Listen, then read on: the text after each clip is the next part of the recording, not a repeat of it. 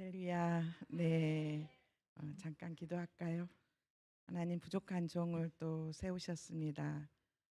주님 이 시간 또 우리의 마음을 만져주시고 전하는 전하 또 함께 듣는 우리 모든 또 누리다 교회 모든 믿음의 권속들 위해 주님 성령의 기름 부어 주셔서 저희들이 함께 한 성령 안에서 주님의 말씀을 듣게 하시고 저희 연약한 부분들은 감춰 주시고 오직 하나님께만 영광이 되게 하여 주시옵소서. 모든 걸 주께 의탁하며 우리 주 예수 그리스도 이름으로 기도드립니다. 아멘. 먼저 일단은 본문 말씀을 먼저 읽고 말씀을 나누도록 하겠습니다. 구약 성경 열왕기상 17장 13절 말씀입니다. 열왕기상 17장 13절 말씀. 일단 한 절 말씀인데요. 일단 같이 읽겠습니다. 엘리야가 그에게 이르되 두려워하지 말고 가서 내 말대로 하려니와 먼저 그곳으로 나를 위하여 작은 떡 한 개를 만들어 내게로 가져오고 그 후에 너와 내 아들을 위하여 만들라. 아멘. 예, 제가 훈련을 받으러 왔어요. 침례신학교 내에 있는 세계 선교사 훈련은 즉 침례교회 선교사님들을 교육하는 곳인데요. 여기서 교육을 이제 받으면서 그동안 해왔던 것들 안에서 잘하고 있는지 또 앞으로 어떻게 또 사역을 할 것인지 그리고 또 폴란드에 계속 있게 될지 어쩔지는 모르겠지만 70세까지는 이제는 침례교회 선교회에 소속되어서 그 일들을 감당하겠다라는 그런 이제 자격을 주어지는 그런 상황 가운데 교육을 받으러 왔습니다. 혹시 저를 본 적이 있으신가요? 제가 4년 전에 그때 유럽 한인 침례 회장을 맡으면서 저희가 매년 유럽 지역에 침례교 선교사님들과 목사님들이 총회 및 선교 대회를 하게 되는데 그때 강사님들을 섭외하러 제가 4년 전에 우리 딸하고 같이 왔었습니다. 그때는 폴란드가 어떤 곳이고 또 폴란드에서 저희가 어떤 사역을 하고 있는지를 조금 나눴고요. 예, 폴란드는 여전히 지금 옆에 있는 우크라이나와 러시아 전쟁이 계속되고 있습니다. 이제 뉴스에도 안 나오죠. 지금 3년 9개월 동안 전쟁을 하다 보니까 요즘은 뉴스에도 나오지 않습니다. 그렇지만 그곳에 있는 난민들은 정말 처절하게 또 생활하고 있고요. 오늘 그냥 목사님, 주목사님 뵙고 예배드리러 가벼운 마음으로 왔는데 목사님께서 조금 말씀을 전해줬으면 좋겠다. 간증을 해라 라고 이야기를 하셔서 제가 오늘 앞에 부분은 저의 삶에 대한 간증과 그리고 어떻게 또 폴란드를 가게 됐는지 또 폴란드에서 25년 동안 어떻게 사역을 하고 여기까지 왔는지 그 이야기를 참으로 연약하고 참으로 부족한 정말 마른 막대기부터 못하고 정말 연약한 계집종을 하나님께서 어떻게 인도에 하셨고 인도에 가실 것이고 어떻게 어느 선까지 또 어느 곳까지 하나님께서 불가운데를 넣으셔서 정금과 같이 나오게 하실지 또 어쩌면 앞으로도 기대가 됩니다. 저는 1967년 4월 19일 전남 공녹동 혹시 여기가 대전이기 때문에 녹동을 아실지 모르겠지만 녹동을 아시나요? 녹동항인데 소록도가 있습니다. 소록도 우리나라 나병 환자들이 이렇게 살고 있는 국립공원인데 소록도가 참 아름다운 섬입니다. 근데 거기 바로 이제 지금은 연육교가 다 생겼는데 그 녹동항에서 이남 삼녀 중에 막내로 태어났습니다. 저희 집은 제가 태어났을 때부터 우리가 한 사람 한 사람을 이해하고 또 한 사람 한 사람이 저 사람이 왜 저러는가라고 할 때 출생 가정들을 무시할 수가 없잖아요. 출생 가정을 무시할 수가 없는데 저희 어머님은 28년생 작년에 이제 나중에 이야기하겠지만 남편이 4월 달에 그리고 또 어머님이 친정 어머님이 양가 어머님 부모님 중에 마지막으로 3월에 이렇게 또 가시게 됐어요. 작년에는 참 이별의 아픔이 있었던 그런 한 해였는데 엄마가 저를 39세에 저를 낳게 됐어요. 근데 낳는데 문제가 임신할 때부터 문제였던 거예요. 아버지가 배를 타셨거든요. 여객선 선장이셨고, 그래서 여객선 선장이다 보니까 녹동이 항인데 집에 계속 계신 게 아니라 나가셨다가 주무시고 또 다시 돌아오셔서 또 있다가 또 가시고 그런 삶을 살았는데, 어쩌다가 저희 자녀들이 이남 삼녀가 됐다고 하더라고요. 그래서 어머님이 결혼하고 난 다음에, 여기 미성년자 안 계시죠? 결혼하고 난 다음에 너희 오빠는 어떻게 해서 생겼고 너희 언니는 어떻게 해서 생겼고 너는 어떻게 해서 생겼고, 그래서 그 이야기를 결혼하고 나니까 어머님이 다 들려주시더라고요. 근데 어쩌다 아버지가 오셔서 제가 이제 임신을 한 거예요. 그래서 엄마는 저를 낳고 싶지 않았고, 그리고 시집살이가 엄청 강했던, 우리 엄마가, 아버지가, 우리 할머니가 강씨셨는데 혹시 강씨 계세요? 안강제바. 그래서 예, 우리 강씨 할머님이 대단하셔서 큰 며느님하고도 못 사시고 둘째 며느님하고도 못 사시고 아주 순하게 빠진 우리 셋째 며느리인 저희 엄마하고 같이 이렇게 사시게 됐는데, 아버지가 한 번씩 집에 들어오게 되면 아버지의 사랑이 너무너무 커서 엄마하고 아버지를 같이 못 주무시게 하셨대요. 그래서 중간에 들어와서 자고, 그러니까 시집살이가 너무너무 심했던 상황 가운데 저를 임신하다 보니까, 그것도 49에, 근데 40에 낳게 되잖아요. 이 딸을 낳아서 뭐 할까, 이제 딸인지 아들인지도 모르고 이 아이를 낳아서 뭐 할까.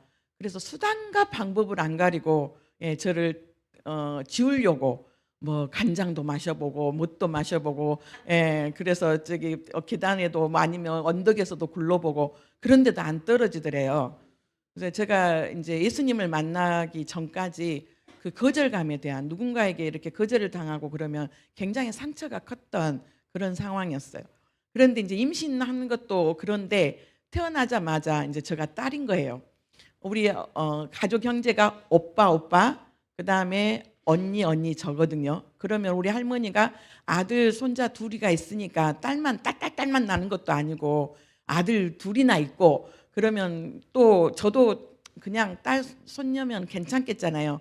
그런데 전라도 말로 혹시 이 말 아세요? 조찬한 가시네 새끼. 하찮은, 가치도 없는 가시네 새끼라면 이제 여자애를 비하하는 전라도 말이에요. 조찬한 가시네 새끼 태어나가지고 뭐 한다냐 하면서 저기 그냥 죽든지 말든지 그냥 진짜 엎으셨대요. 근데 어머니도 그걸 동조를 하신 거예요.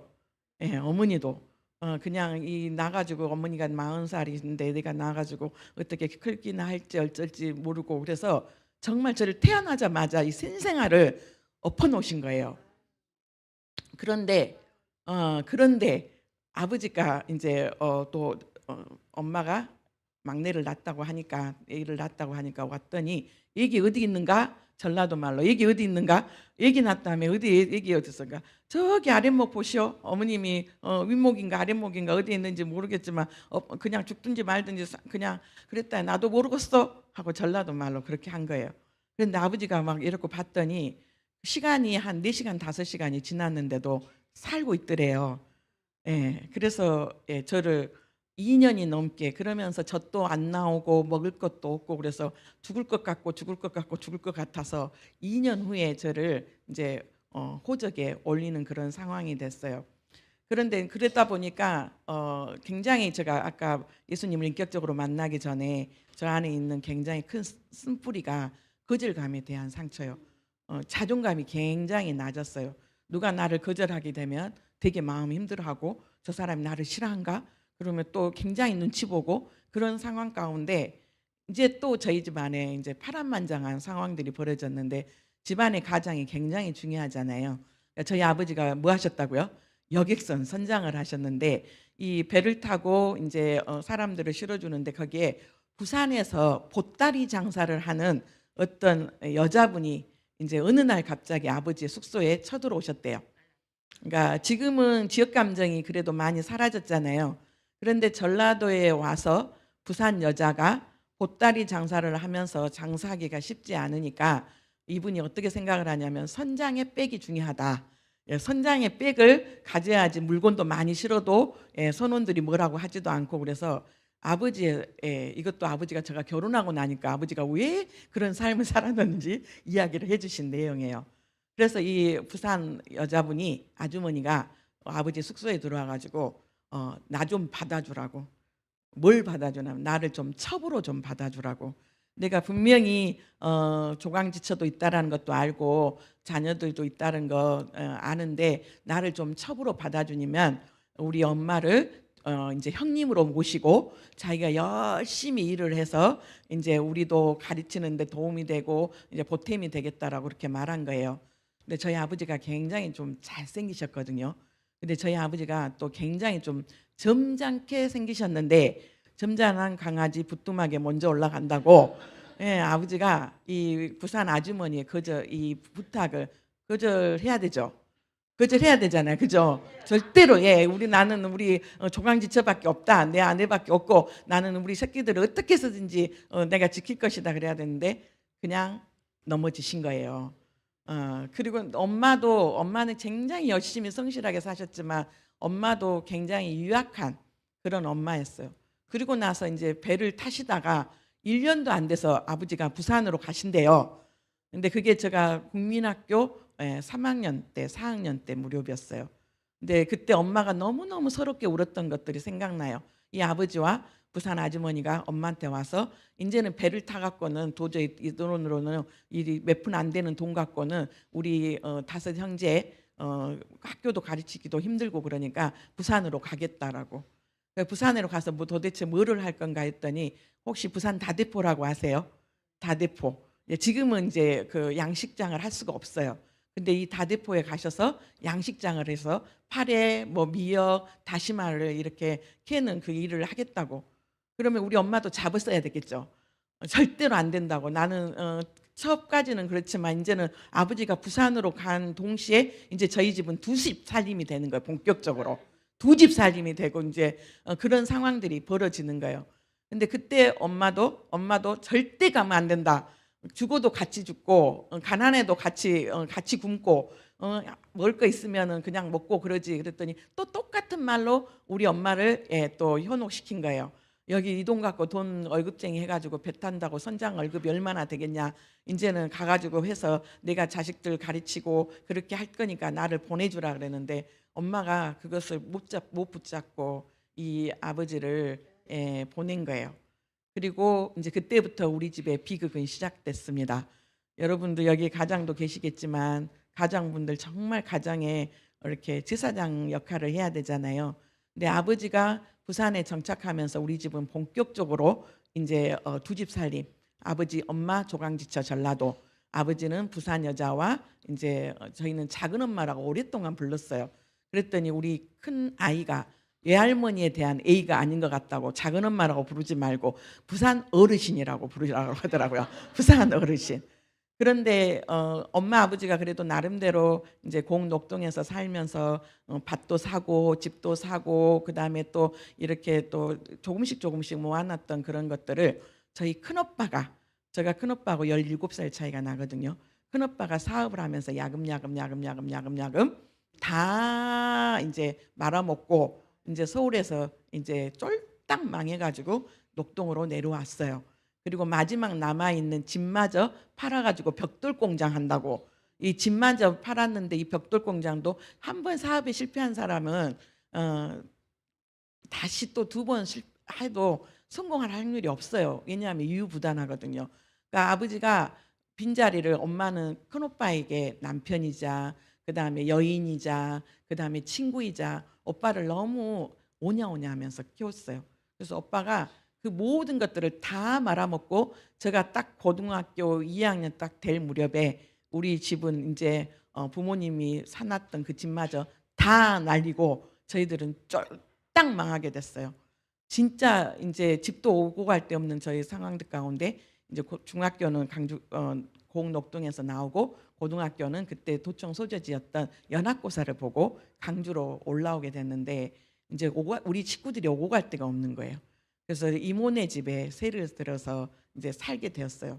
그리고 또 고3이 됐는데 오빠가 그래도 정신을 못 차리고 그랬지만 그 오빠도 나중에 47살에 정말 회심하고 또 신학해서 목사가 되고 그렇지만 또 일찍 가시기는 했어요.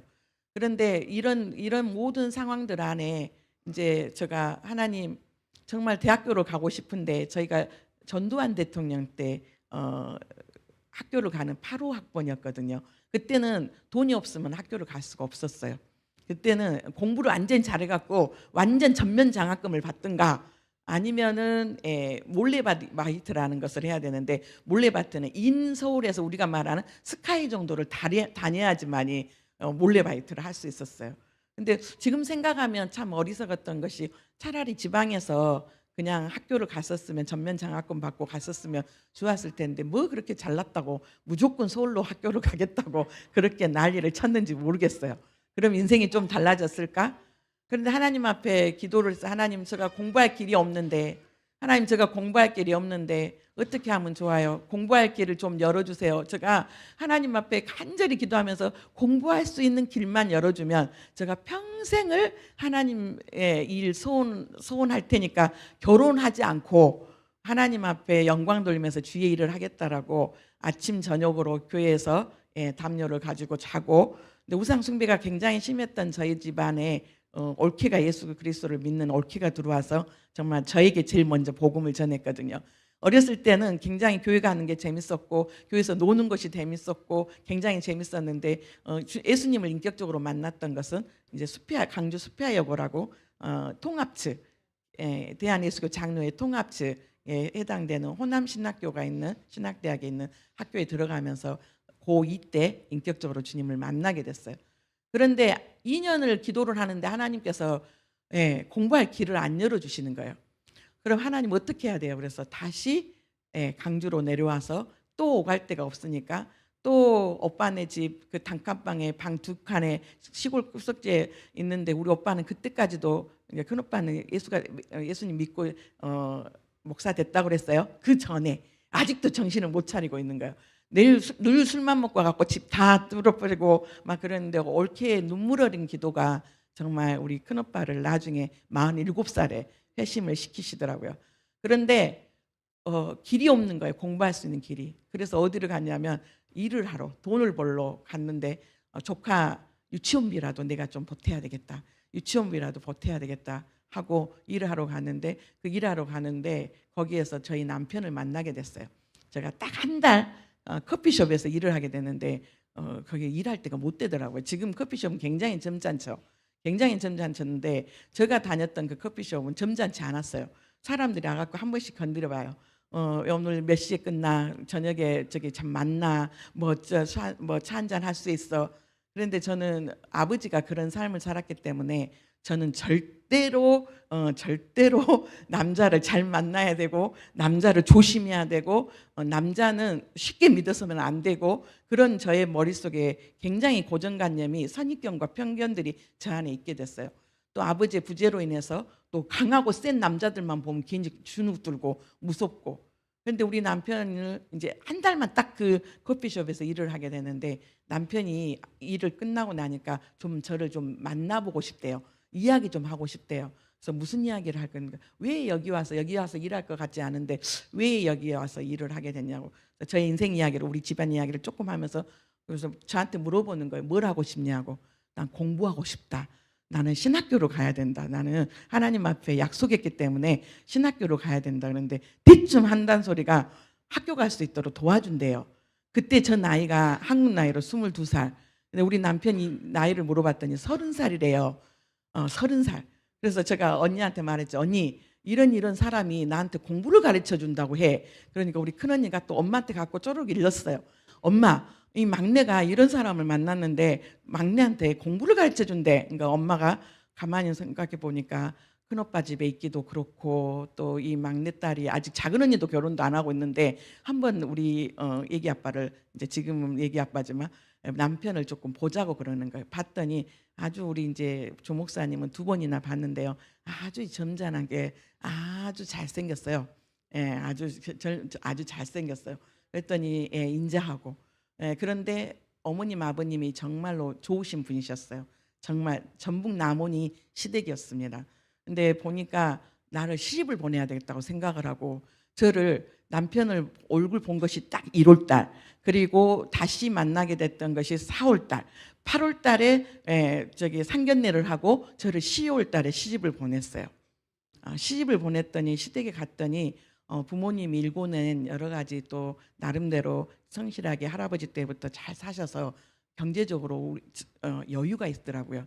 저희 우리 친정 어떻게 됐다고요? 쫄딱 진짜 그렇게도 쫄딱 망할 수 있나? 이제 망했어요. 정말로 오갈 데가 없어서 이모 집에서 정말 방한권 얻어갖고 식구들이 사는 그런 아픔 가운데. 그런데 제가 남편 말대로 신학교를 졸업을 하고 그러면은 뭐 어떻게 해야 되겠어요? 하나님 앞에 소원했다 했잖아요.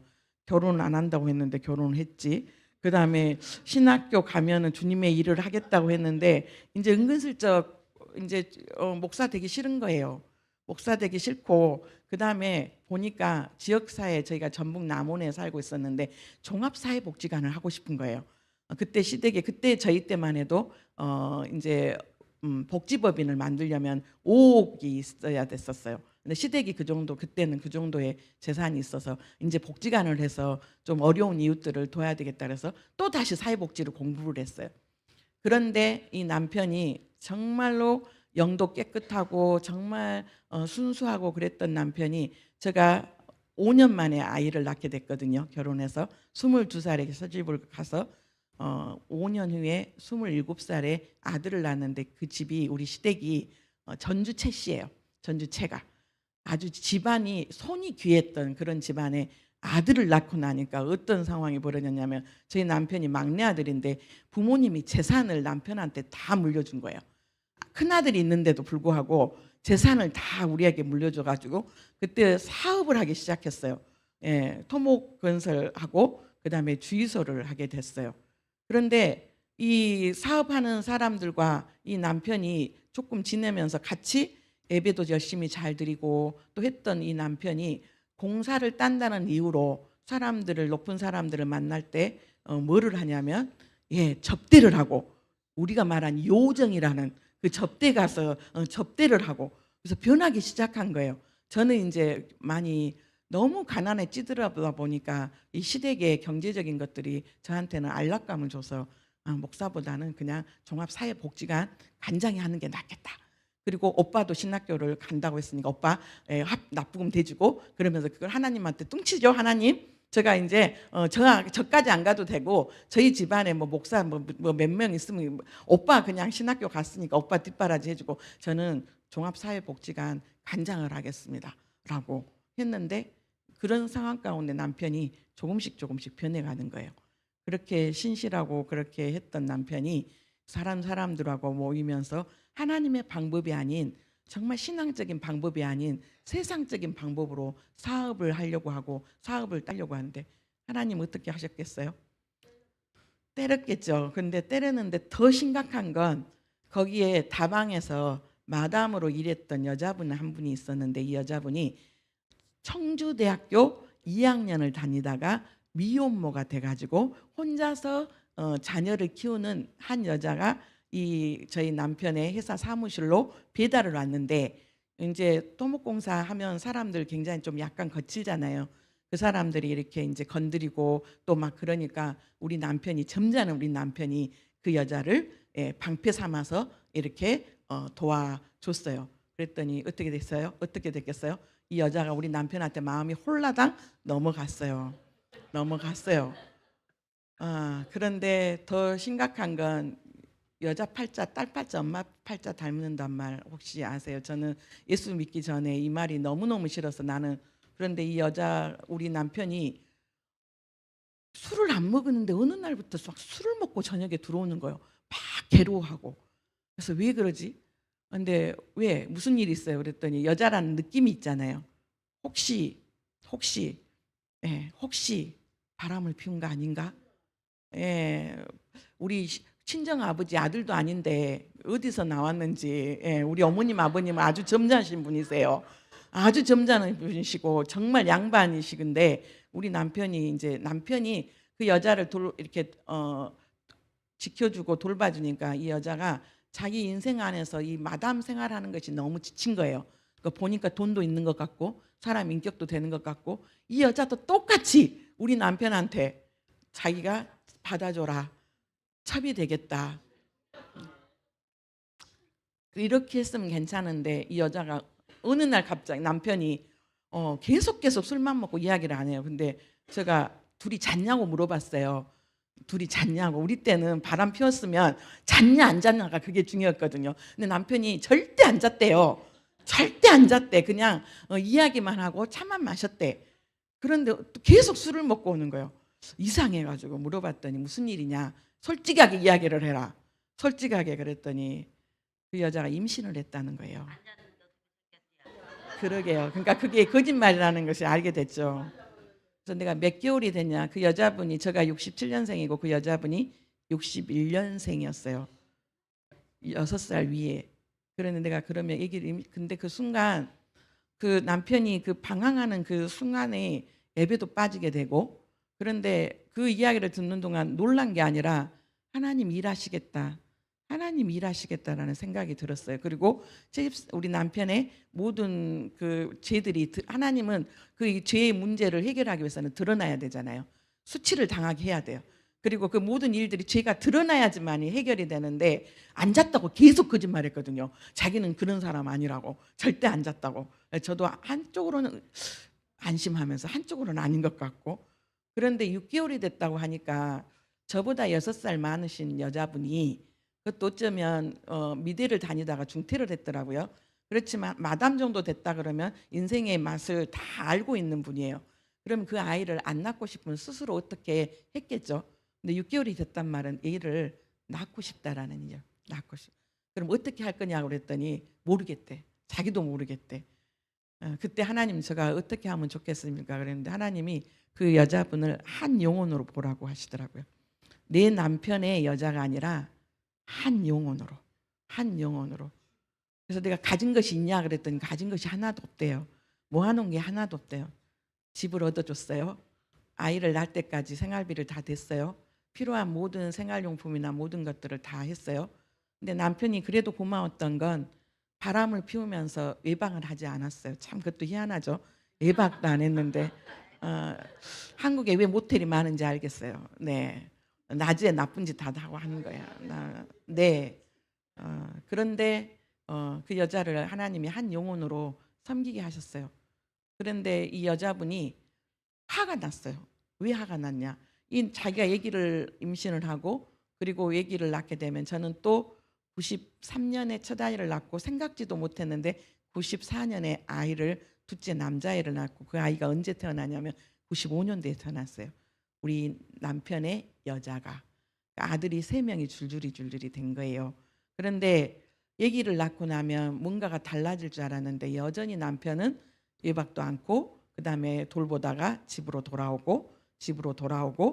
돌아오니까 어느 날 임신해갖고 아기 낳고 나서 얼마 안 되는데 술을 몽땅 먹고 와가지고 저희 집 시댁이 2층 집이었는데 유리창을 다 깬 거예요. 그래갖고 그때 남편이 아기 낳는 것까지도 시댁 식구들은 몰랐어요. 가정에 어려움이 있고 그런 부분이 있으면 하나님이 주신 은혜가 제가 뭐였냐면 시댁 식구들한테 누구한테도 이야기하지 않게 하셨고 그다음에 친정 식구들은 너무 엄마가 그런 인생을 살았잖아요. 그래서 엄마한테 그 이야기를 하면 엄마의 가슴이 찢어질 것 같아서 오직 기도만 했는데 그 여자분이 술을 먹고 와서 저를 유리창 다 깨고 저를 죽인다고 그런 상황 가운데 우리 남편이 화가 나서 그 여자분을 몇 대 때렸는데 이 여자분이 고소를 했어요. 고소를 해가지고 어떻게 되냐 지역 뉴스까지 나오게 됐어요. 근데 기자들은 제가 뉴스를 보면서 기자들은 참 하재거리를 좋아하구나. 그런데 남편이 이 얘기를 낳고 하는 모든 상황들이 뉴스까지 다 나와가지고 시댁 식구들이 다 알게 됐어요. 그리고 주변에 있는 모든 사람들이 우리 남편 자존심 하나로 살았던 사람인데 하나님을 믿는 하나님의 자녀들이 더 거룩한 삶을 살아야 되는데 그러지 못하면 정말 하나님께서 수치를 당하게 하시더라고요. 정말로. 그리고 그 여자분이 남편을 고소를 했고 남편은 경찰서에 들어가게 됐고 그다음에 그러면서 합의를 해줘야 되는 상황 가운데 합의를 않고 공탁을 걸어서 그 여자분은 그 돈을 챙겨가지고 친정으로 돌아갔어요.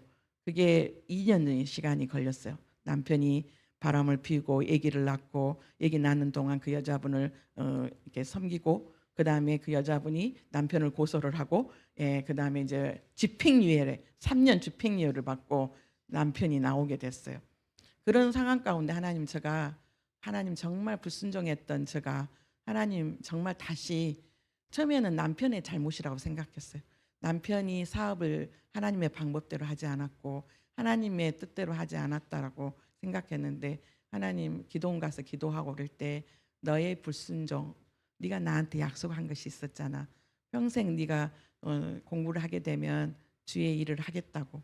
그래서 주변에서 계속 기도해 주면서 선교사 사명이 있다, 선교사의 사명이 있다라고 했는데, 그런 찰나에 IMF가 들어오면서 남편이 했던 건설회사하고 주유소가 어려움을 당하게 되는데, 또 심각한 건 남편이 성격이 너무 좋아요. 그래갖고 후배 하나에게 7권의 보증을 서준 거예요. IMF 전에는 제2금융권에서 재산세만 많이 내면 다 보증을 서게 해줬어요. 그 IMF 이후에 그게 법이 바뀌어졌죠. 제가 모르는 사이에 남편이 다 보증을 서준 거예요.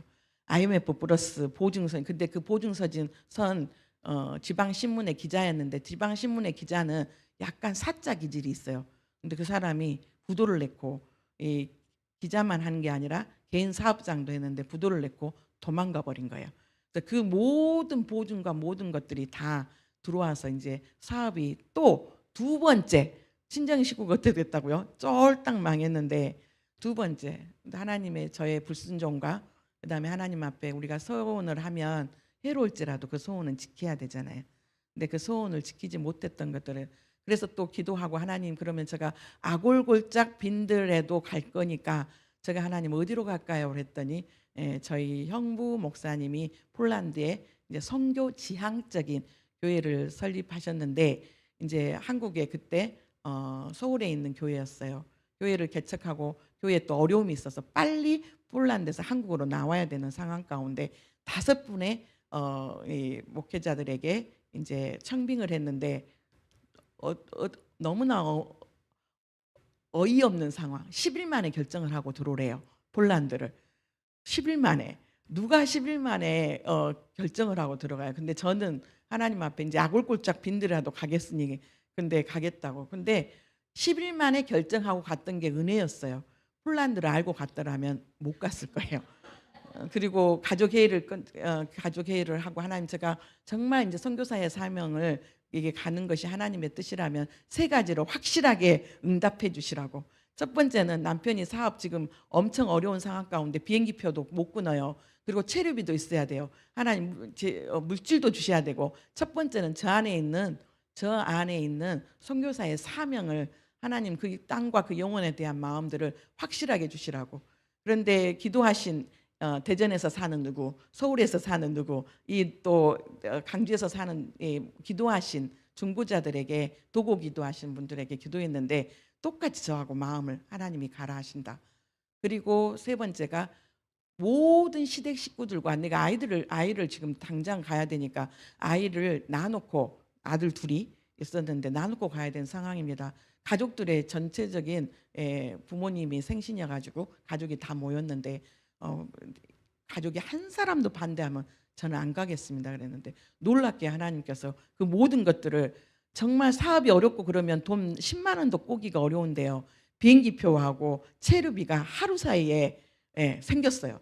그리고 저는 10일 만에 폴란드로 들어갔고, 그 다음에 한 달 후에 시어머니께서 우리 큰아이하고 둘째를, 그때 초등학교 1학년, 제가 3월 20일 날 2000년 3월 20일에 폴란드에 들어갔고, 우리 큰아이가 93년생이어서 초등학교 1학년, 그 다음에 둘째가 94년생이어서 유치원 다니고 있었는데 어머님이 데리고 들어왔어요. 폴란드를 몰랐으면 못 들어갔다고 말했잖아요. 알았으면 못 들어갔을 거예요. 갔더니 그때부터 고난이 시작. 여기서부터 하나님께서 어릴 때부터 시작해갖고 계속 연단시키는 것이, 항상 선교지로 가면 제일 먼저 연단시키는 것이 사람 의지하지 말 것, 돈 의지하지 말 것. 저를 파송했던 교회에서 서울 경기노예였었는데 한 달에 그날 2025년 전의 이야기예요. 파송을 하게 되면 100만 원씩의 후원금을 보내줘서 가족들이 살 수 있도록 해준다고 했는데 저 이양해놓고 목사님 한국 들어가셨는데 장로님들하고 안타깝게 선교적인 그런 것들이 달라서 목사님이 청빙되었거든요. 개척교회가 아니라 청빙되어서 그런 모든 어려움들을 듣고 목사님이 교회를 사임하게 된 거예요. 제가 한 달도 안 됐는데 그리고 나서 연락이 왔어요. 못 도와주겠다. 이제 알아서 교회를 좀 해봐라. 그리고 어머님 한 달 후에 애들하고 왔는데 비자도 안 줘. 예. 그리고 애들은 학교도 못 가. 그리고 한국 사람들이 저희 교회 말고 옆에 교회에 이웃 교회가 있었는데 한국 사람들이 혹시 우리 교회 갈까봐 저 교회는 이상한 교회, 저 교회는 이상한 교회, 저 교회는 이상한 교회, 이상한 교회 해가지고 한국 사람들을 슈퍼마켓에서 가끔 만나면 너무 반가웠고 안녕하세요 가면 사람들이 다 외면하고 한국 사람들도 외면해. 바울도 그랬잖아요. 동족의 아픔이 있어. 유대인들이 가면 어디 가든지 핍박해. 한국 사람들이 벌레 보듯이 쳐다보고 얘들은 학교도 못 가고 그래서 어머님은 같이 왔다가 도저히 이런 상황 가운데 못 살겠다라고 가셨어요. 그리고 남편하고 약속을 했어요. 3년 동안만 내가 이제 열심히 충성을 다해서 이제 불순종 안 하고 열정을 다해서 그 영혼들을 사랑하고 그들에게 복음을 전하겠다라고 하나님 앞에도 다짐하고 갔는데 폴란드 인사말이 진도불이에요. 안녕하세요, 굿모닝. 그거는 진도불인데 진도불이 하나 할 때 사형리에서 베껴가지고 폴란드 성경청에 해서 전도지 나눠주고 10일도 안 돼서 전도하러 다녔는데 놀랍게 아침에 전도하러 가면 사람들이 오후에 막 몰려오는 거예요. 몰려왔던 이유가 있었어요. 거기가 인력 시장이 있었었는데 폴란드 이제 사람들과 우크라이나 사람들 그다음에 우리가 백러시아라고 하는 벨라루시아 사람들이 이 유럽은 동쪽에 있는 사람들이 서쪽으로 일을 하러 와요.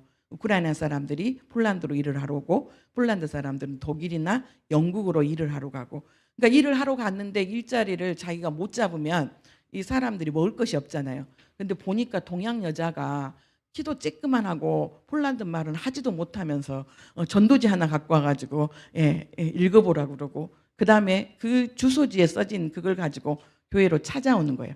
교회 처음 설립하셨던 목사님이 교회 예배당을 창고 건물을 예배당으로 이렇게 월세를 내 가지고 있었고 그때 한국 사람이라는 것은 교회 설립하셨던 믿음도 하나도 없었고 두 부부가 부부라고 했는데 나중에 봤더니 애정 행각을 하러 왔던 아주 콩가루 같은 그런 상황들 우리 집하고 좀 비슷한 그런 상황의 사람들이 교회를 설립했더라고요. 돌아보니까 하나님 악한 날에 악인들도 또 이렇게 쓰시고 저렇게 쓰시는 거.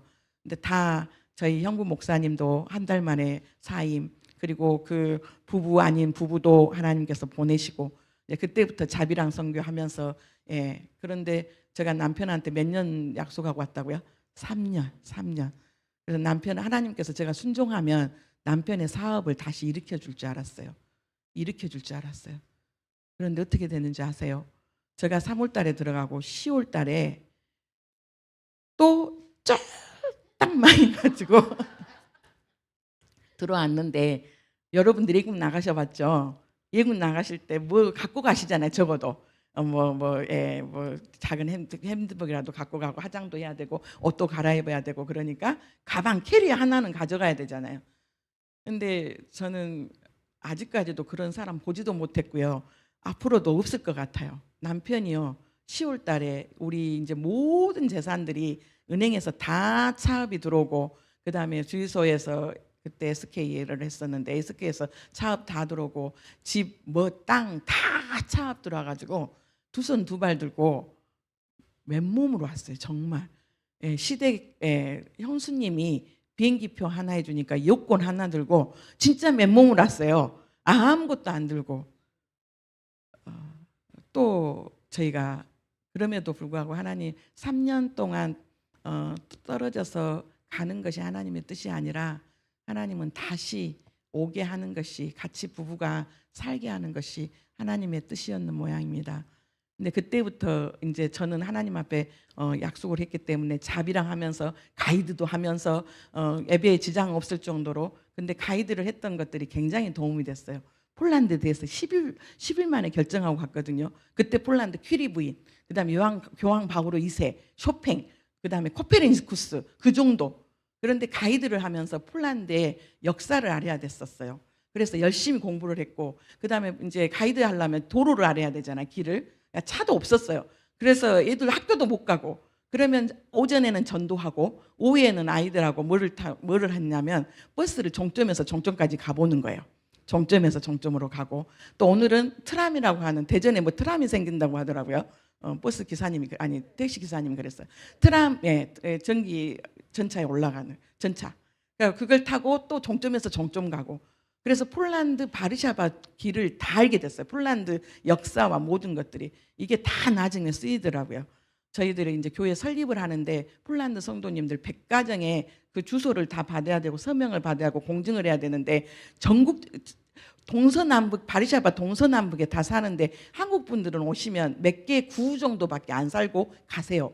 주재원들 오셔도. 근데 저는 가이드하고 그다음에 아이들하고 할 일 없으면 오전에는 전도하고 오후에는 이제 버스 종점 여행, 그다음에 트람 타고 종점 여행 하면서 바르샤바에 곳곳에 뭐가 있고 뭐가 있다라는 것들을 다 알게 됐어요.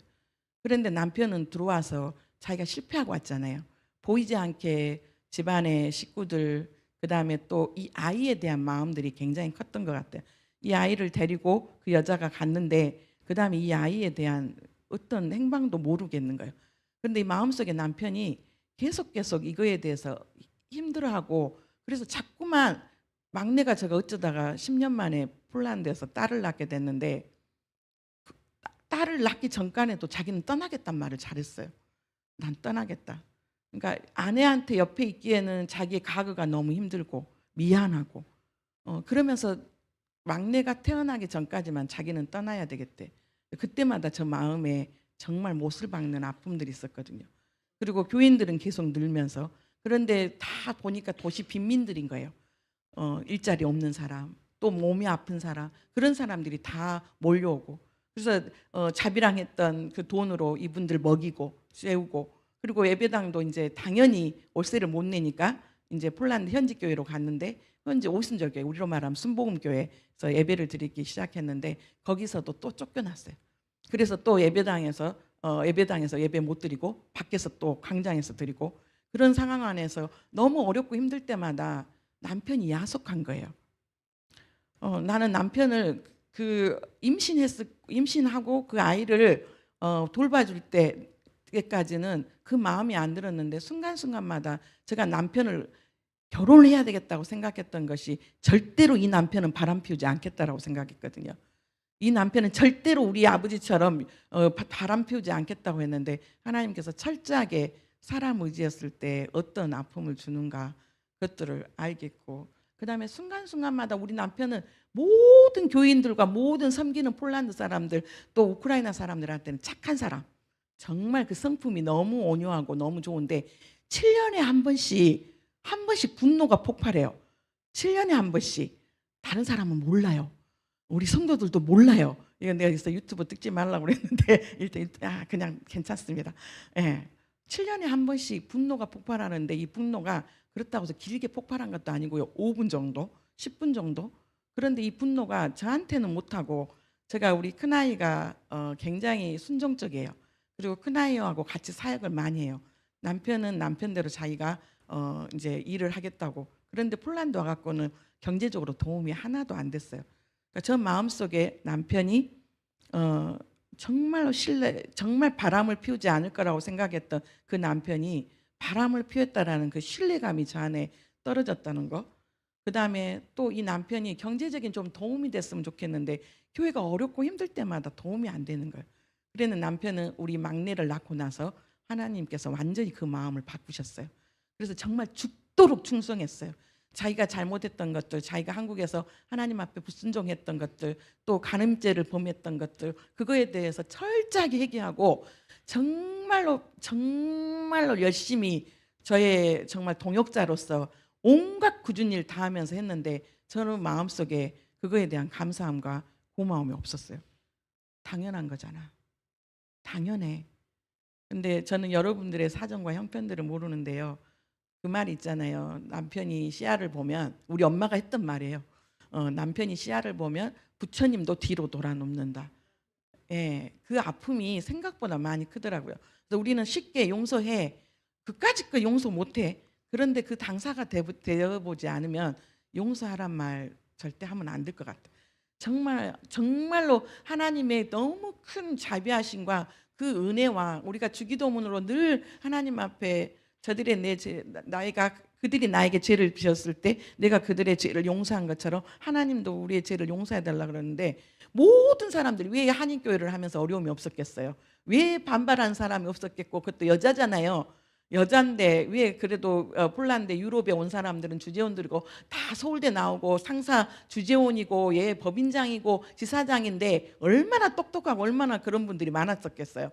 그런데 그래도 불구하고 우리 교회 왔는데 그래도 보니까 또 남자라고 여자 좀 누르고 싶고 막 그러는데, 그러면서 교회가 왜 어려움이 없었겠어요? 왜 한인들이 어려움이 없었겠어요? 그런데 그분들은 다 용서가 돼.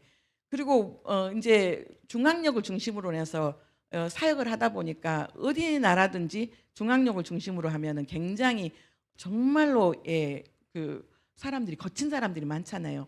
죽을 고비를 넘기고, 큰아이는 정말 죽을 고비를 여러 번 같이 통역하고 같이 사역을 하면서 많이 넘겼는데 막 뺨도 맞고 침도 뱉고 그런 것들은 왜 하나도 그들한테는, 왜 폴란드 현지인도 그렇고 사기치고 가고 또 사역자로 세워지고 또 믿어주면은 헌금 갖고 도망가 버리고 그런 사람들은 다 이해가 되는데 왜 이렇게 남편이 이해가 안 됐을까요? 왜 남편이 용서가 그렇게 안 됐을까요? 나는 용서했다고 했다고 생각하는데 어느 순간 교회가 또 오려지면 내 남편이 좀 힘이 되어줬으면 좋겠는데, 하나님이 나의 피난처가 되시고 하나님 나의 방패가 되시고 나의 산성이 되어주신다는 건 아는데 그래도 좀 남편이 좀 방패가 좀 되어줬으면 좋겠고 조금 힘이 되어줬으면 좋겠는데, 너무 연약하고 너무 정말 낮은 자리에서 일하고 있는 그 남편이 때로는 너무 초라하게 보이고 너무 고마운 일인데 그러지 못했었어요. 그런데 그런 남편이, 저희는 코로나 때도 엄청 바빴고 전쟁으로 인해서 어마어마한 난민들이 들어오면서 사역이 얼마나 많아진지 몰라요. 근데 3년 전부터 주희분 목사님께서 두 번을 저희 교회로 오셨는데 두 번째 오셨을 때 얼굴이 안 좋다 그렇게 말씀하셨다고 해요. 근데 3년 전부터 아팠던 거예요. 저희는 코로나 후유증이라고 생각했는데 이 남편이 자기가 아픈 것들을, 정말 의지가 강한 사람이에요. 바람은 피웠지만 그래도 바람 피우면서 의리는 지켰어요. 외박 안 했고 나름대로 자기는 최선을 다했어요. 그건 충분히 이해는 하는데 그래도 그건 아픔은 아픔이야. 그러면서 자기 말 안에 그 제가 느끼는 그 남편 안에도 애로움 있잖아요. 그 아이에 대한 궁금. 그래서 제가 남편 모르게 그 아이를 찾아보려고 수소문을 다 했는데 안 찾아지더라고요. 안 찾아져요. 그래서 그 여자의 성향으로는 분명히 우리가 어디로 갔는지 다 찾아가지고 우리를 발견했을 텐데 쫓아오지도 않고 분명히 올 성향이 상향상 그러는데 여러 번, 두 번 정도 찾았는데도 안 찾고, 그런데 이 남편이 작년이죠. 3년 코로나 후유증인지 알았는데 너무너무 힘들어하는 거예요. 너무너무 웬만하면 일을 다 하는데 사진은 조금 이따 보여주셔도 됩니다. 예. 그런데 더 이상 너무 힘들어 보이는데 숨도 못 쉬고, 그리고 병원을 갔어요. 2024년 한참 폴란드뿐만 아니라 우크라이나 난민 사역으로 인해서 힘드는 상황 가운데 병원 가기 전에 그 주에도 밥을 했어요. 저희 남편이 저의 사모 역할을 했기 때문에 밥부터 시작해서 폴란드 아프신 분들, 우크라이나 아프신 분들 피고름까지 자기 입으로 다 빨아가지고 다 뱉어주고, 그 다음에 그 고쳐주다가 자기도 피부병이 이렇게 옮고, 그냥 예수님의 모습이 없었는데도 불구하고 저의 과거에 그 저에게 신뢰를 주지 못했다라는 거, 그 다음에 경제적인 힘이 되어주지 못했다는 것들에 대해서 저 안에 깊숙한 그 용서하지 못한 것들로 인해 아픔이 있었는데, 남편이 병원을 갔는데 혈액암, 그것도 가능성이 없는, 너무나 많이 진전이 돼버린 거예요. 진전이 너무 많이 됐는데, 그리고 나서 자기는 지금 생각해 보니까 유언을 계속했어요. 큰아이가 되게 유하거든요. 큰아이가 되게 너무 얘가 착하고 큰아이의 그 무거운 짐이 있잖아요. 둘째가 제일 아빠를 많이 닮고 그랬는데 둘째한테 계속 유언을 하는 거예요. 아빠가 병원에 가서 뭔가가 발견이 되면 절대 연명 치료를 하지 말고 그냥 어 그냥 죽으면 화장해서 폴란드에다가 뿌려줘라. 그냥 흔적도 없이 뿌려줘라. 그래서 내가 아니 왜 유언을 작은 아들한테 하고 내가 죽고 싶다고 해서 죽어져? 내가 살고 싶다고 하나님이 왜 생명이 주권이 하나님 앞에 있는데 그래죠? 그랬더니 왜 네가 둘째한테 유언을 해? 그랬더니 큰애는 분명히 연명 치료를 할 것 같대요. 그리고 둘째는 자기 마음을 알아서 아빠가 무슨 말로 이렇게 하는지 알겠다라는 거예요. 그런데 제가 더 이상 폴란드가 공공의료를 하거든요. 그래서 한국처럼 병원을 쉽게 그래도 요즘도 어렵다고 하지만 그래도 병원이 많이 없어요. 의대 병원이 딱 바르샤바 대학병원이 딱 한 군데가 있어요. 근데 거기에서 이제 가능성이 없으니까 나가서 통원 치료를 하라고 하는데 1차 딱 항암하고 나서 더 이상 병상도 없고 그다음에 더 이상 치료 받을 수가 없으니까 제가 한국을 가자. 그리고 세브란스에 연락을 했더니 이제 저희가 선교사잖아요. 그랬더니 일단 오면 그때 한참 의학 막 파업하고 막 그래서 일단 오면 응급실로 오게 되면은 받아줄 테니까 오라고 그랬는데 남편이 오기 싫다고 했어요. 남편이 나는 여기서 폴란드에서 그냥 하나님한테 갈 거라고. 그러니까 이 남편은 끝까지 저의 사역에 걸림돌이 안 됐으면 좋았겠고 그다음에 또 한국 오면은 경제적으로 병원비가 많이 들잖아요. 그래서 내가 교회에다가 이야기를 해서 남편 병원비 이렇게 조금 달라고 했고 그랬다고 했는데 불구하고 그다음에 한국을 안 갔다 그리고 제가 마지막으로 한 번 더 한국에 가서 꼭 나와서 미안하다고 생각했던 사람들 찾아서 미안하다라고 말하고 그 아이의 이름이 지산이었거든요. 남편이 그 아이의 이름을 지어줬어요. 지산이를 찾아서 지산이한테도 미안하다고 하고 그리고 낳으라고 반드시 낳으라고 그랬더니 펑펑 우는 거예요. 그러니까 그 아이에 대한 죄책감, 그 아이에 대한 미안함, 그 마음들이 마음속에 깊이 있었던 거죠. 그런데도 예면하고 싶어서 폴란드에서 있고 싶었던 거예요. 남편이 아파갖고 있을 때 또 찾았어요. 아, 내가 이 아이를 찾아야 되겠다. 마지막으로. 그런데 이제 이 아이가 우리 남편의 아이가 아니라는 그 다방 주인이 남편 후보였는데 나중에 이야기하는 거예요. 그 아이가 제가 이제 찾았는데 여러 가지 상황 가운데 누트를 했더니 그 아이가 남편의 우리 최 집사님의 아이가 아닐 수도 있다고 그 이야기를 하는 거예요. 근데 우리 남편은 그렇게 생각 안 하거든. 그래서 끝까지 찾으려고 애를 썼는데 또 못 찾았어요. 그리고 한국을 가자. 남편은 정말 오기 싫었는데 그런데 돌아보니까 남편이 스스로 정말 너무 마음 아픈 이야기인데 안락사를 한 거예요. 그러니까 비행기 타기 전에 10일 동안 제가 그 이야기를 했다 했잖아요. 생명은 하나님의 주권에 있는데 어떻게 네가 죽고 마음대로 하냐고. 그런데 10일만 안 먹으면 10일만 안 먹으면 자연스럽게 가. 그런데 그 혈액암이 굉장히 아프다고 하더라고요.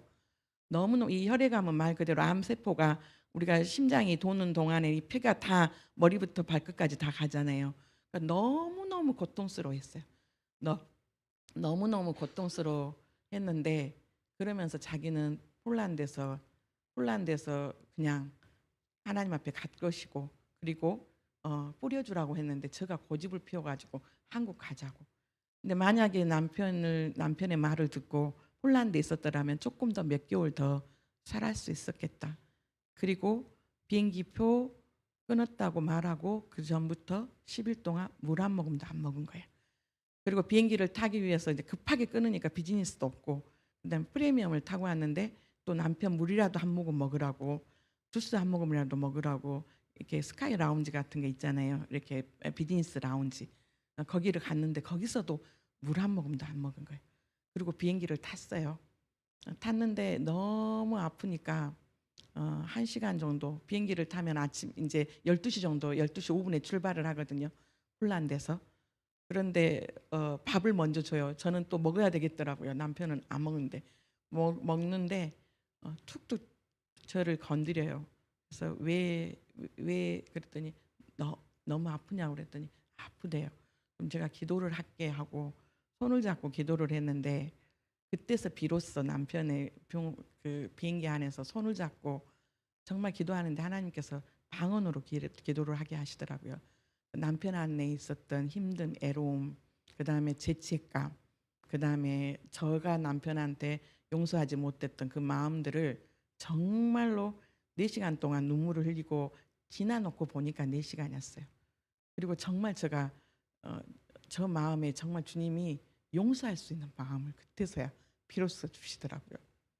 그리고 눈을 뜨니까 비행기가 올 때는 10시간 30분, 갈 때는 직항이 12시간이 지나는데 눈을 뜨고 보니까 좀 기도하고 나니까 한 4시간 조금 지났어요. 그리고 나서 가려고 하는 거예요. 너무 편하게. 그래서 제가 숨이 이렇게 가는 것들이 보는데 제가 아, 승무원한테 가서 남편이 지금 위험하다 그랬더니 방송을 하더라고요. 방송을 했는데 여기 비행기 안에 의사가 있으면 조금 와주시라고. 근데 의사가 오는 동안에 제가 다시 심폐소생술을 하니까 조금 돌아왔어요. 어쩌면 제가 마지막으로 남편에게 정말 그동안 진즉했어야 됐던 말을 정말 고마웠다. 정말 미안하다. 정말 진즉 좀 더 용서했었으면 좀 더 사역도 그러고 같이 예배는 늘 드렸지만 이렇게 둘만의 그 공간 안에서 이렇게 기도하면서 당신의 깊은 애로움과 힘듦과 그것들을 인지해서야 알았다라는 그 마음이 너무 미안해서 미안하다, 고맙다, 그리고 사랑한다, 주 안에서 사랑한다라고 말하고 나니까 의사 2분이 오셨어요. 폴란드 분이. 그리고 나서 아주 편안한 상태에서 주님 곁으로 갔어요. 그리고 너무 큰 일이잖아요. 비행기 안에서 갈 거라고는 생각도 못했는데 그 상황 가운데 할주로에 이미 연락을 해서 원래는 할주로에 응급차를 이렇게 공항에 허가를 받으면 할주로까지 온다고 했는데 다른 사람들 정말 이 비행기 안에 시신하고 같이 간다는 게 우리는 부활의 소망이 있지만 어쩌면 예수 안 믿는 사람들한테 끔찍한 일이잖아요. 시신이 간다라는 게. 그리고 대한항공은 그런 매뉴얼이 있다고 하는데 폴란드 항공은 그렇지 못해서 바닥에 누인다고 그래서 바닥에 누였어요. 그래서 그러지 말라고 차라리 내 옆에다가 앉혀주라고. 그리고 위장을 하고 왔어요. 마스크 쓰고 그다음에 담요 덮고 그다음에 이제 시신이 앞으로도 이제 승무원이 그래요. 회항을 해서 폴란드로 갈 것인가 아니면 한국으로 올 것인가. 그런데 회항을 하고 오면은 너무나 많은 사람들이 피해를 보잖아요. 비즈니스 때문에 온 사람도 있을 것이고 학교 때 아까 그 의사들처럼 학교 때문에 온 사람도 있을 것이고 무슨가 계획이 있어서 올 것 같은데 그러지 마시고 그냥 한국으로 가자고. 가족들이 있는 한국으로 가자고. 그리고 왔는데 그리고 하나님 여기 비행기 안에 아무도 남편이 죽었던 것을 몰랐으면 좋겠습니다. 그런데 감사하게도 컴컴하게 불을 꺼주니까 다 몰랐어요. 그리고 내릴 때 다른 사람들 다 내리고 마지막으로 남편이 병원으로 가려고 준비해놨던 앰뷸런스를 타고 시신이 되어서 이대 발산병으로 가게 됐어요. 비행기 안에서 이 상황들을 어떻게 할까 근데 굉장히 담대했는데 그 다음 날 도착하니까 제가 4월 19일 날 태어났는데 남편이 4월 19일 날 갔어요. 그런데 이제 한국이 법이 그런다며요. 집이 아닌 다른 곳에서 돌아가시게 되면 경찰이 제일 먼저 들어오더라고요. 비행기 안에 다른 사람들 다 승객도 빠져나가고. 그리고 이제 남편 시신이 있는 이대 발산병원에 있는 강서경찰서에서 또 경찰이 나오고 조서를 꾸미고 그다음에 과학수사대가 오고 범죄하고 연루가 됐을까 봐 그리고 참고인 조사를 하고 그리고 저녁 12시가 되니까 비로소 검사가 이제 시신을 유족들에게 양도하라고. 그런데 비행기 안에서 남은 5시간보다 그 경찰서에서 있는 그 조소를 쓰는 그 시간이 저에겐 너무 내가 내가 내 남편을 죽였나? 내가 내 남편을 정말 내가 정말 죽였나? 라는 그런 마음들이 너무 많이 힘들게 오게 됐어요. 그리고 장례식은 생각지도 못하게 아무한테도 안 알렸는데 유학생이었던 지금은 집사가 됐던 그 자매가 목사님 생신이라고 축하한다고 하면서 제 집사님이 온다는 이야기를 들었는데 어쩌냐고 그랬더니 비행기 안에서 그랬더니 이틀 장례식 하는 상황 가운데 폴란드에서 남편의 밥을 먹었던 유학생들과 밥을 먹었던 주재원들이 다 오셔서 제가 다 망하고 갔기 때문에 우리 때문에 다 망하고 갔기 때문에 장례 비용이라든가 그 모든 것들이 정말 시대에게 도움을 안 받았으면 좋겠다 했는데 하나님께서 우리 남편의 밥을 먹고 너무 다 와서 너무너무 서럽게 우는 거예요. 제 집사님이 어떻게 우리를 섬겨줬고 근데 다른 사람은 다 아는데 저는 그걸 당연하다고 생각했어요. 당연하다고. 당신은 나한테 상처 줬잖아. 당신은 나한테 크게 경제적인 어려움들 있을 때 도움이 안 됐잖아. 그게 뭐라고 그랬던 상황 가운데 남편의 장례를 하고 바로 또 2주 만에 갔어요. 그런데 지금 우크라이나와 러시아 전쟁이 너무 오래됐다고 했잖아요. 사역이 너무 많은 거예요. 근데 이 우크라이나 러시아의 전쟁이 있는 게 아니라 저 안에도 영적 전쟁이 너무 심한 거예요. 남편을 장례를 하고 사역 때문에 다시 폴란드를 들어왔는데 엄청난 사역들은 남편 죽을 때보다 죽고 난 뒤에 더 많이 생긴 거예요. 하나님 도대체 저한테 어쩌라고요. 많은 사람들은 남편이 가고 나면 적어도 3개월은 쉬어야 되고 충분한 애도의 기간을 가져야 된다 그러는데 애도의 기간 미안한 마음 그런데 계속 오는 저 안에 정죄감 사탄이 너는 자격이 없어. 너는 이렇게 너희 남편 하나도 제대로 간호도 못했고 너 남편 정말 혼자서 아프고 힘들었을 때 견뎠을 때 너는 사역한다고 했었잖아. 그러면서 계속 저에게 오는 참소 때문에 인해서 하나님 제가 정말 사역을 그만둬야 될까요? 그리고 많은 전쟁이 오래다 보니까 많은 특히 우크라이나 난민 사역들을 선교사님들이 하다가 너무 지치면 다 우리에게 주는 거예요. 그런데 또 우리 거부할 수 없는 게 하나님께서 환난 당하는 자 정말 또 나그네들과 고아와 가부를 또 섬기라고 하잖아요. 폴란드 성도님들 섬기기도 너무 버거운데 또 우크라이나 성도님들을 막 또 섬기라고 하는 거예요. 난민들을 섬기라고 하고 그것도 최악에 있는 정말 이런 데서 난민들이 살 수 있나 할 정도로 열악한 그런 분들을 섬기라고 하는 거예요. 그런데 하나님 제가 어떻게 이 일들을 우리한테 감당하라고 해요. 저는 정말 사역의 자격도 없고 선교사로서 자격도 없고 목사로서도 자격이 없어요.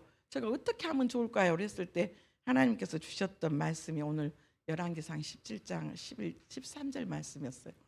이 열왕기상 17장은 아시다시피 북이스라엘과 남유다가 나눠졌을 때 북이스라엘의 가장 악했던 왕이 아합 왕이잖아요. 오므리 왕조에. 근데 이 아합 왕이 너무 이세벨을 만나서 우상 숭배가 너무 심하니까 하나님이 엘리야를 통해서 말씀하시고 기근이 들어서 이제 정말 이 북이스라엘의 땅에 비가 하나도 안 오는 거예요. 그런 상황 가운데 하나님께서 먼저는 엘리야에게 이제 또 까마귀를 보내서 먹이고 입히고 그다음에 오늘 우리가 읽었던 이 말씀이 이제 저는 어쨌든 가부가 됐잖아요. 60이 안 된 상황 가운데 가부가 됐어요. 그런데 저희가 지금도 이제 조금 이따 사진 보여주겠지만 예배당이 없어요. 예배당이 없는 이유는 조금 건축 헌금을 모아놓으려고 하면 다 달라고 해요. 다 달라고. 병원 가고 아픈데 병원 갈 돈이 없어요. 이렇게 없어요. 그런데 내 마음은 안 주고 싶고 우리 예배당이라도 하나 있었으면 좋겠는데 성경 말씀이 작은 소자에게 하는 것이 곧 나에게 하는 거라고 말씀하시잖아요. 정말 굶고 있는 자에게, 정말 헐벗은 자에게, 아픈 자에게, 갇힌 자에게 그들에게 다 하나님께서 또 나누시라고. 또 이 정도면 있으면 뭘 좀 시작해 볼까 그러면 또 풀어야 되고 지금도 너무 감사한 게 성도님들이 그렇게 하는 것들에 대해서 반대하지 않고 따라준다라는 게 감사한데 제가 가장 힘들었을 때 정말 이제 건축헌금마저도 달랑달랑 하고 힘들었을 때 주셨던 말씀이에요. 이 상황이 지금 하나님이 엘리야에게 이제 아합이 회개를 안 해. 우상 숭배가 끝나지 않아. 그런데 이 아합이 그 상황 가운데 엘리야에게 어디로 가라 그러냐면 사르밧에 있는 한 가부에게 가래요. 이 가부에게. 이 내용은 우리가 다 아시잖아요. 이 가부에게 갔어. 왜 하나님, 엘리야가 지금 누군가가 공개를 해줘야 되는데 그것도 이스라엘 땅도 아니고 사르밧에, 그것도 부잣집 가서 공개 받으면 얼마나 좋겠는데 왜 가부네 집에 가가지고 물어보잖아요. 너에게 지금 남아있는 게 뭐냐 그랬더니 밀가루 한 움큼하고 기름, 이거 먹고 죽으려고. 근데 이 가부에게 아이가 하나 있었어요. 이 엄마는 이 아들이 가장 소중했었을 거예요. 그런데 엘리야가 뭐라고 말해요? 너가 이 말에 순종하면 네가 이걸 먼저 이 떡을 만들어서, 빵이겠죠, 만들어서 나를 주면은 그런데 놀랍게 이 가부가 과연 믿음이 있었을까? 과연 순종하고 싶었던 정말 믿음이 있었을까? 그런데 이래도 저래도 그냥 죽을 거 그냥 한번 믿자 본전이니까 해보자라고 이 진짜 빵을 만들어서 그리고 이 엘리야에게 공개를 해요. 그랬더니 놀랍게 16절에 보면 여호와께서 엘리야를 통하여 하신 말씀같이 통의 가루가 떨어지지 아니하고 병의 기름이 없어지지 아니하니라. 예.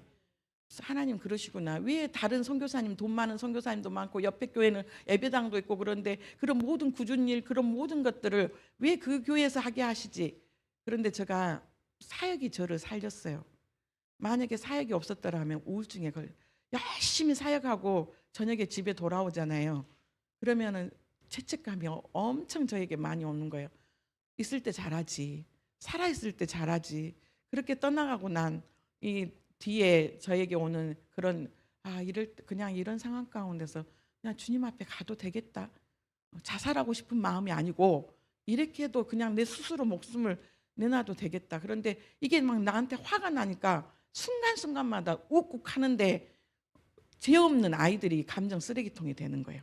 큰아이에게 한 번 폭발하고 막내에게 두 번 폭발하고 오직했으면 얘들이 나를 정신병원에다가 넣어야 된다고. 그 정도로 힘든 시간들. 그런데 또 사역은 계속해야 되고. 그러면서 두 번째는 어떤 상황이 벌어지냐면 이 집에 아들이 죽어요. 아들이. 그러면서 이때는 엘리야도 이해가 안 됐을 것 같아요. 20절에 이 아들이 죽잖아요. 이 여자에게 있어서 밀가루 한 줌과 기름보다 더 소중했던 게 뭐였을까요? 아들이었겠죠. 근데 그 아들이 죽어요. 참 하나님도 애꿎죠. 우리가 생각하지 못한 그런 많은 상황들, 그런 고난, 또 이 산 하나 넘으면 괜찮겠지 그랬는데 정말 그 산 하나를 넘어도 또 산이 있고 파도가 막 엄청난 파도가 오는데 그 파도 지나가면 안 오겠지 그런데 또 파도가 오고 또 파도가 오고. 그러면서 엘리야가 그래요. 20절에 여호와께 부르짖어 이르되 내 하나님 여호와여, 주께서 또 내가 우거하는 집 가부에게 재앙을 내리사 그 아들이 죽게 하였나이까 하고. 이때는 엘리야가, 제가 천천히 읽었지만 이렇게 말하지 않았을 것 같아요. 하나님 또 이거 무슨 상황입니까? 어쩌다 또 이렇게 정말 이 가부에게 있어서 가장 귀중한 이 아이까지 죽게 합니까? 또 재앙을 내렸냐고, 또 재앙을 내렸냐고. 이때는 엘리야도 이해가 안 되는데 이 엘리야가 할 수밖에 없었던 게 기도였던 것 같아요. 21절에 그 아이 위에 몸을 3번 펴서 엎드리고 여호와께 부르짖어 이르되 내 하나님 여호와여 원하건대 이 아이의 혼으로 그의 몸에 돌아오게 하옵소서 하니. 앞의 기적은 어쩌면 사르밧 가부에 대한 순종했을 때 어떤 은혜를 주는 거였다면 이 아들의 죽음을 통해서 엘리야도 그렇고 확실하게 이 가부도 확실하게 하나님께서 어떻게 일하신지를 정확하게 알았던 것 같아요. 왜냐하면 24절에 여인이 엘리야에게 이르되 네가 이제야 당신은 하나님의 사람이시오 당신의 입에 있는 여호와의 말씀이 진실한 줄 아노라 하니라. 이 밀가루 조금밖에 없는 그 밀가루, 기름, 그것보다 더 우리는 여기서 이 고난이 끝났으면 좋겠다.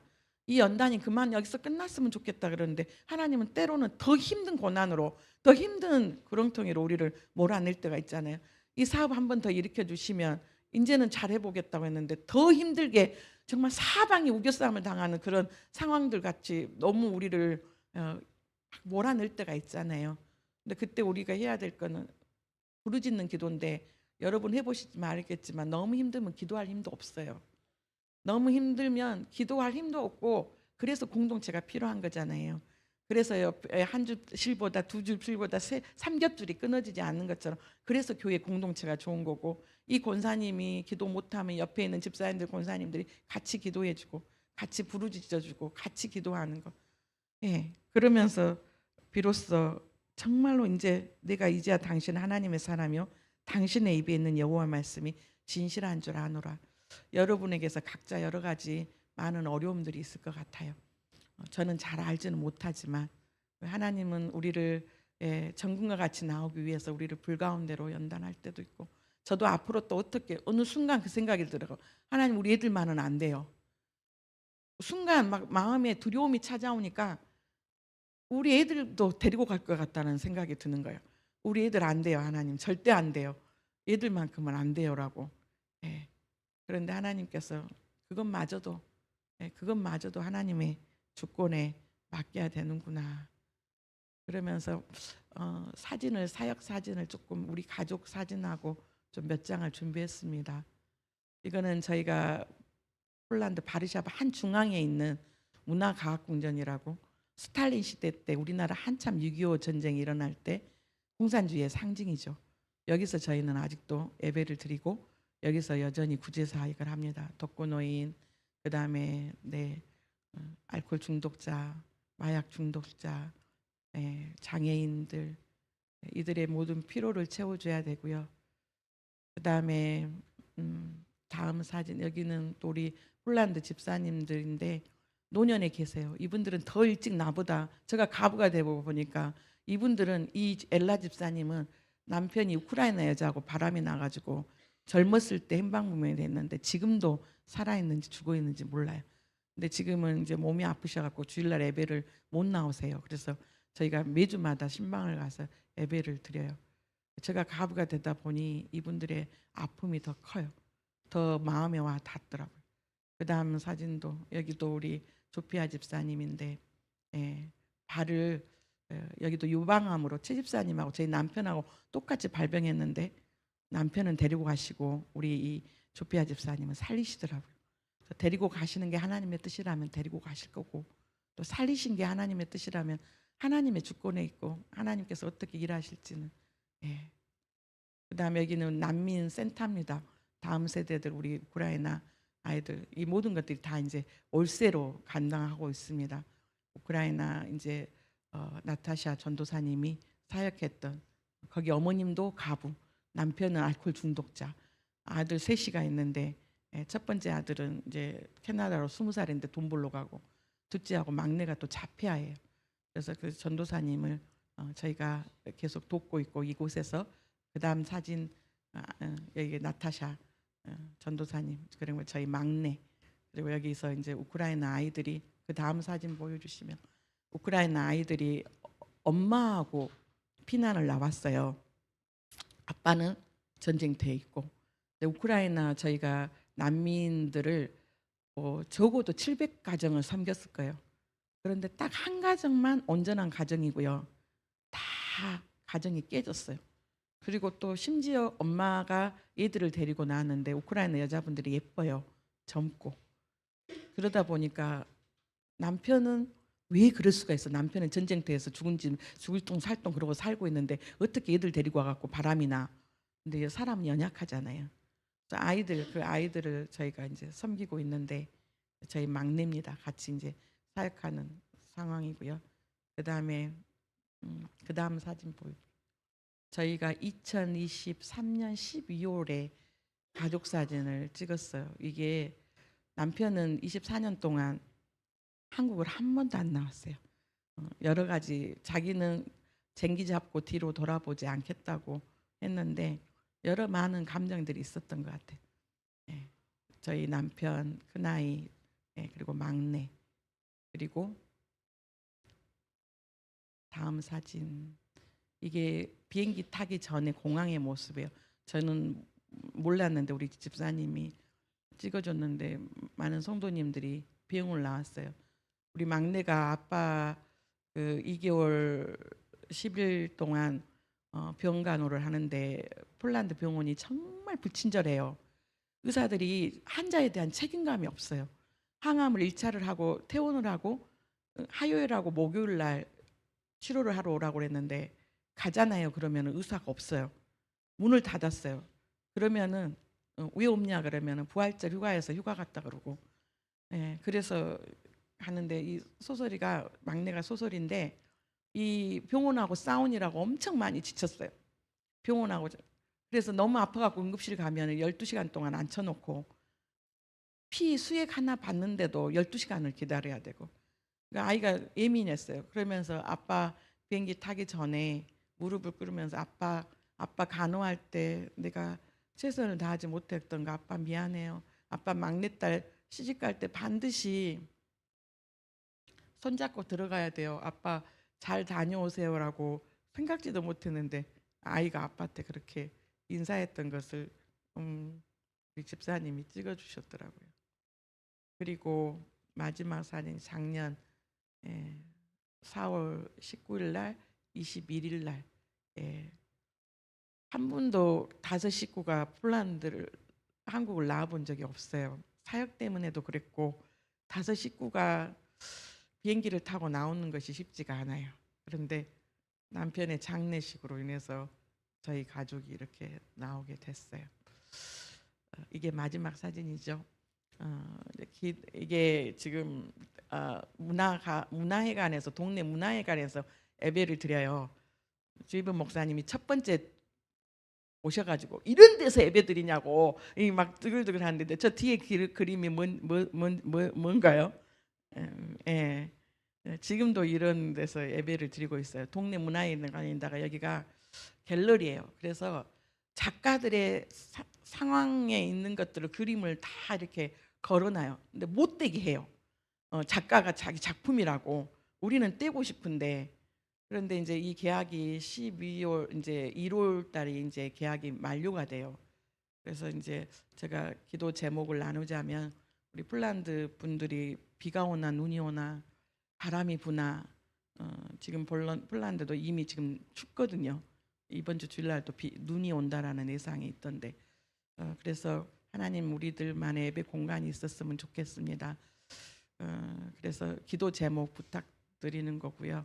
그 다음에 첫 번째는 우리 자녀 원래 5명이 정말 한 조가 돼서 열심히 충성 다해서 정말 섬겼는데 우리 아이들이 아빠의 빈자리도 많고 그러는데 지치지 않고 그 일 감당했으면 좋겠고 제가 이제 또 하나님께서 언제까지 허락할지 모르겠지만 또 담대하게 사역 잘했으면 좋겠고 마지막 기도 제목은 또 이곳에 있는 모든 분들 안에 또 어떤 상황인지 모르겠지만 그 고난의 터널을 지날 때 지금은 알 수 없지만 돌아보니 제가 그런 환경 속에서 자라고 그런 환경 속에서 있다 보니 가난한 사람들이 연약한 사람들이 더 눈에 와 닿고 그분들의 아픔들이 더 느껴지고 그래서 우리가 버릴 것이 없더라고요. 하나님은 모든 것들이 다 합력하여 선을 이루시더라고요.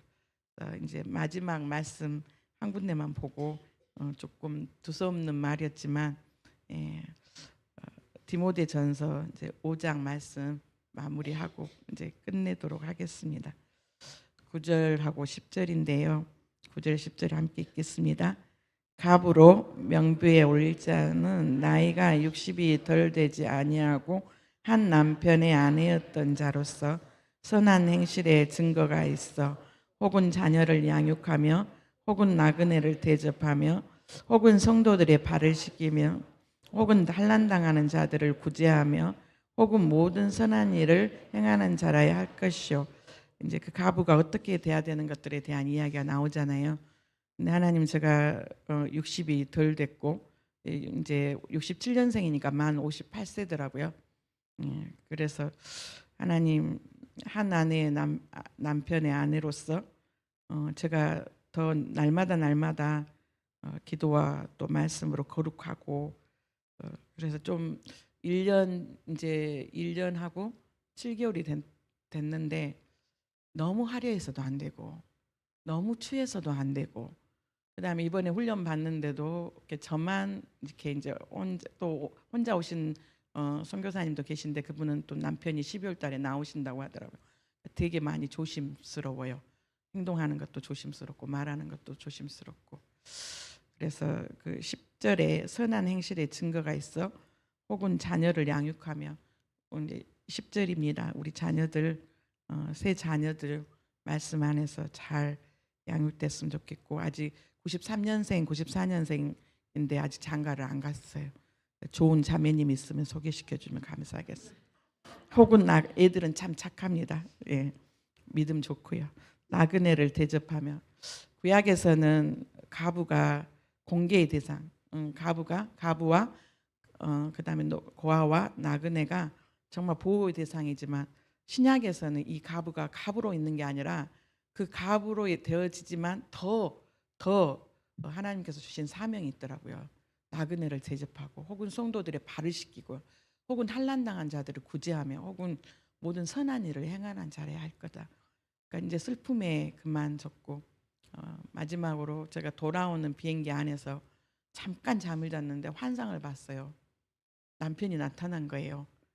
제가 돌아올 때 2주 동안 행정적인 다 일 처리하고 막내랑 둘이 오빠들은 먼저 보내고 막내랑 둘이 이제 하는데 제가 그러니까 꿈은 아니었고요. 남편이 나타난 거예요. 그러니까 당신 죽었잖아. 당신 하나님 앞에 갔잖아. 그랬더니 오늘 하루만 나왔어. 너무 힘들어하지 말고 너무 어려워하지 말고 이제 가서 잘 사역하라고. 그래서 그리고 난 다음에는 이제 잘 안 나타나요. 그리고 하나님 정말 제가 폴란드에 있는 게 하나님의 뜻이라면 사인을 좀 보내주시라고. 정말 제가 폴란드에 있는 게 하나님 사인을 좀 보내주시라고 했더니 작년에 생각지도 못했는데 새벽 예배 끝나고 나서 CTS 7천 그 열방을 가다 원래 선교사님들 아프리카 선교사님들 그다음에 동남아시아에 있는 선교사님들을 촬영하는데 유럽이 선교지라는 이름으로 유럽을 조금 촬영해야 되는데 여러분들한테 물어봤더니 제가 추천이 많이 들어와서 찍었다고 하더라고요. 그래서 찍으러 와서 한번 나왔고 그다음에 말씀으로 정확하게 분명하게 주세요 그랬더니 이 말씀과 함께 마태복음 4장 19절 너희로 사람을 낚는 어부가 되게 하라. 저에게는 4월 19일이 저의 생일이자 남편이 떠난 날이고 다시 두 번째 사명을 주셨던 그래서 이제 올해 다시 또 교육도 받으러 나왔습니다. 하나님께서 어떻게 인도하실지는 모르겠지만 또 생각나면 기도해 주시면 감사하겠습니다. 기도하겠습니다. 하나님 부족한 종이 두서없이 일생 안에서 하나님께서 어떻게 개입하셨고 우리의 과거에 여러 가지 우리는 상처라고 아픔이라고 했지만 하나님 그 모든 것들을 합력하여 선을 이루시는 것들을 보게 됩니다.